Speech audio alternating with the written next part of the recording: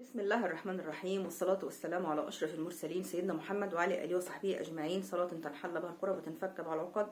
اللهم اغفر لي ولوالدي وللمؤمنين والمؤمنات والمسلمين والمسلمات الأحياء منهم والأموات يوم يقوم الحساب، اللهم آمين يا رب العالمين. المرأة التي تستشير زوجها في كل صغيرة وكبيرة ولا تخرج بدون إذنه ولا تفشي أسرار بيتها تسمى زوجة صالحة وليست مذلولة. يعني ايه الجملة ديت استوقفتني يعني بصراحة.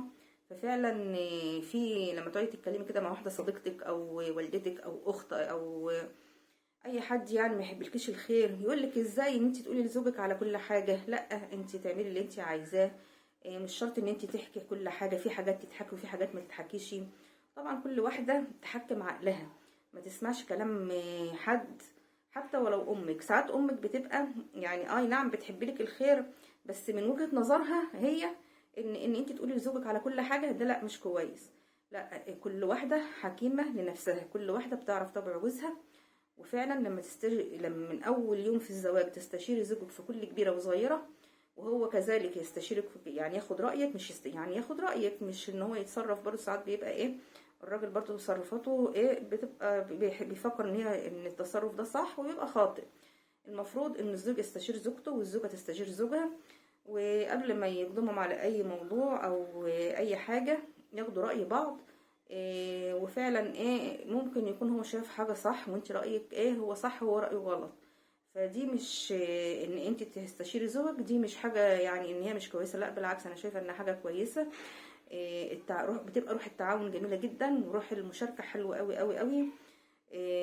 وما تسمعيش كلام حد يخرب عليكي بيتك. وبرضو الكلام للراجل مش للزوجة بس، برضو خد رأي مراتك، مش ان انت تاخد رأي صاحبك، رأي والدك او والدتك ومراتك دي تتهمشها وكأنها ملهاش وجود، كأن هي مجرد ان هي واحدة تنظف وتطبخ وتغسل وتشوف طلباتك وبس. لا، البيت بيتخلق على يعني تكوين، يعني البيت بيتكون في الاساس خالص من زوجة وزوج، وبعد كده بيجوا الابناء.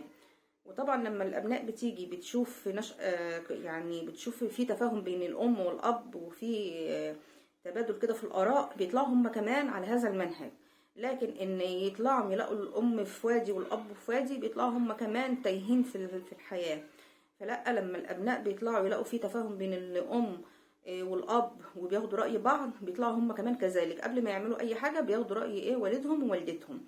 مش ان احنا نبقى كل واحد في وادي وسايبينهم، وبعد كده نيجي نقول لهم اعملوا كذا يقولوا لا، ترجعوا تقولوا ده الولاد صفاتهم والولاد متعبين. لا، ما هم من شاب على شيء شاب عليه، هم نشأوا وطلعوا لقوكم ما بتاخدوش رأي بعض. واخدين بالكم؟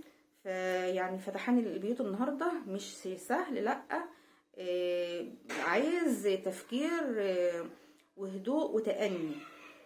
وربنا يصلح حالكم وحالنا يا رب العالمين، وكل سنة وانتم طيبين.